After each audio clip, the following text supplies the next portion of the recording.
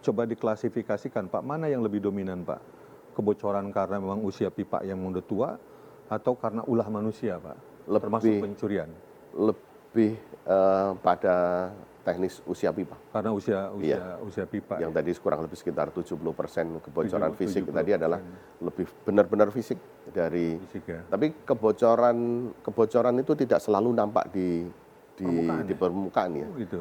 Kalau kita ibaratkan untuk mengukur bagaimana rembesan air tadi itu sampai sebegitu besar. Jadi kalau dengan 45% itu sebetulnya dalam 24 jam itu dalam 1 meter itu kita bisa menampung kurang lebih 4 galon air.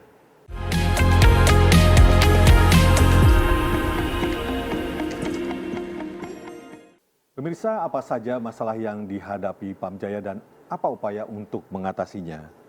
Baik Pak, terkait dengan masalah teknis Pak, ini, saat ini yang dihadapi oleh Pak Untung selaku Direktur Teknis, yang paling besar dan paling menyita perhatian ini apa Pak, masalah teknis di lapangan Pak? Pertama pasti tadi tingkat kebocoran. Jadi memang tingkat kebocoran dengan komposisi 70% itu adalah fisik, itu memang challenge buat kami untuk menemukannya, kemudian memperbaikinya, karena banyak pipa-pipa kami yang sudah tertanam dengan layer-layer jalan yang sudah berkali-kali gitu. Jadi pada kedalaman ada 4 meter, bahkan yang terakhir kebocoran di depan terminal Pulau Gebang itu sudah dalam kedalaman 12 meter. Jadi memang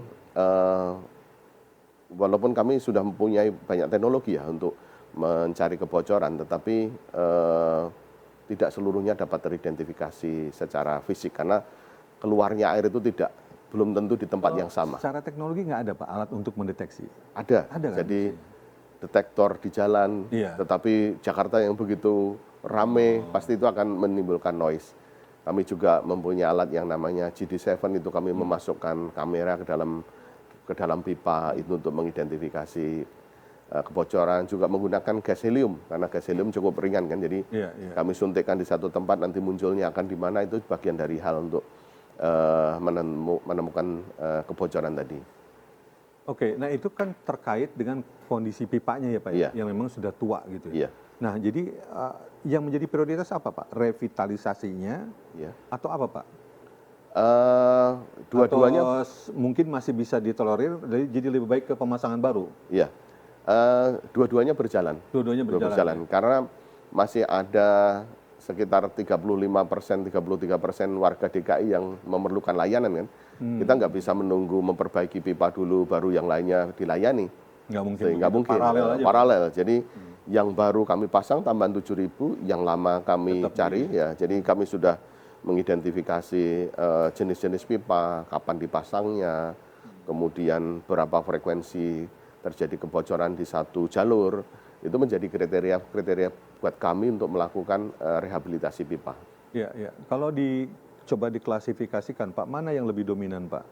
Kebocoran karena memang usia pipa yang udah tua atau karena ulah manusia Pak? Termasuk pencurian? Lebih pada teknis usia pipa. Karena usia pipa. Yang tadi kurang lebih sekitar 70% kebocoran fisik tadi adalah lebih benar-benar fisik dari. Fisik ya? Tapi kebocoran itu tidak selalu nampak di permukaan ya. Oh gitu. Kalau kita ibaratkan untuk mengukur bagaimana rembesan air tadi itu sampai sebegitu besar. Jadi kalau dengan 45% itu sebetulnya dalam 24 jam itu dalam 1 meter itu kita bisa menampung kurang lebih 4 galon air.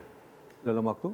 Dalam 24 jam. Dalam 24 jam. Jadi rembes dalam 24 jam dalam 1 meter 4 galon air kan sebetulnya seperti kita minum biasa ya. Tapi karena rembes tadi kan sehingga tidak muncul ke atas. Yang dapat kami identifikasi adalah ke tanah, Pak, itu yang ke tanah, ya ke tanah. Sehingga yang kami identifikasi tentunya berdasarkan tekanan mana yang turun, flow mana yang turun, itu kami identifikasi sebagai bentuk-bentuk yang dicurigai sebagai bentuk-bentuk kebocoran.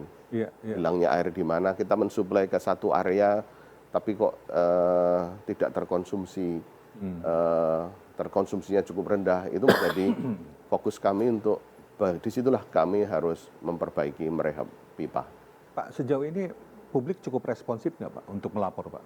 Alhamdulillah sejauh ini kalau muncul di permukaan warga melaporkan. Cuma masalahnya ini belum tentu selalu muncul Pak ya? Iya, karena belum tentu selalu muncul. Sehingga memang pipa-pipa lama ya itu memang kami harus terprogram. Saat ini kami ada beberapa pilot project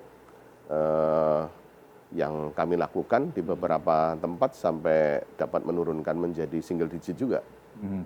Contoh seperti di Duri Kosambi itu dari kebocoran 54 bisa sampai 5% begitu. Iya. Itu loss-nya sampai berapa Pak? Yang tadi 1 triliun itu? Ya, kalau di total secara keseluruhan Potensial loss Jaya, itu ya? potensial loss Bisa sampai 1 triliun. Per apa tuh Pak? per tahun. Per tahun ya? Iya, per tahun. Wah besar sekali ya Pak ya? Ya, itu sebetulnya air yang kalau namanya non revenue water kan, itu air yang tidak menjadi rekening. Ya, tidak menjadi rekening tadi ya karena kami distribusikan hilang di jalan atau mungkin juga ada ulah manusia yang mencuri. Itu total dari 1 triliun tadi. Ya, baik Pak Untung. Nah ini terkait dengan masifnya pembangunan infrastruktur Pak.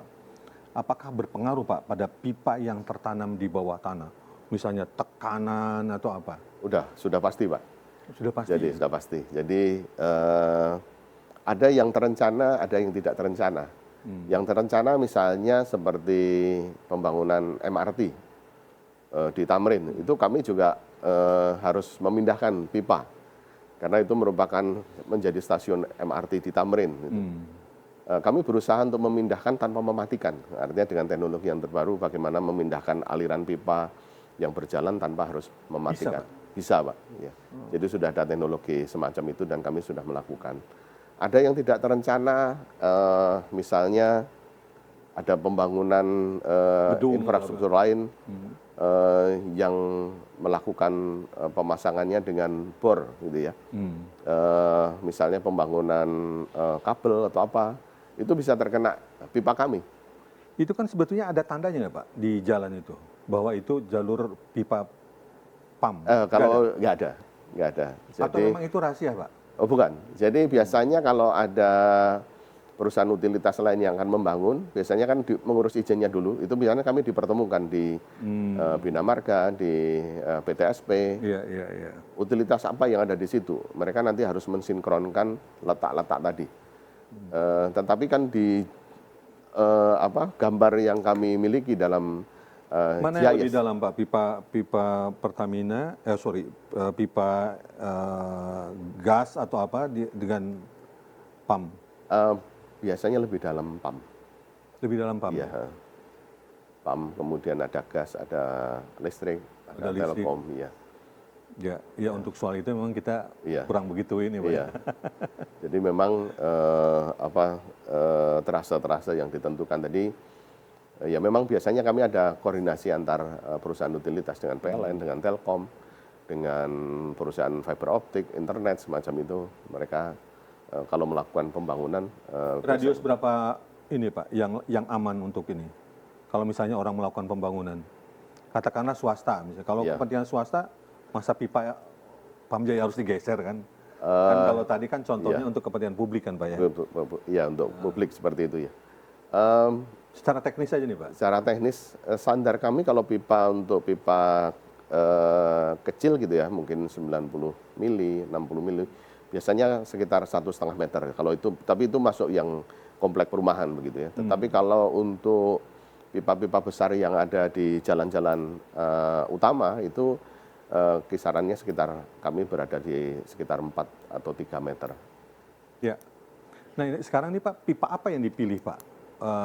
Supaya lebih aman lah gitu. Pilihan dari Pamjaya ini bukan lagi steel Pak ya? Ada, tetap ada. Ya. Karena steel tidak semata-mata steel karena di dalamnya ada semen liningnya gitu ya.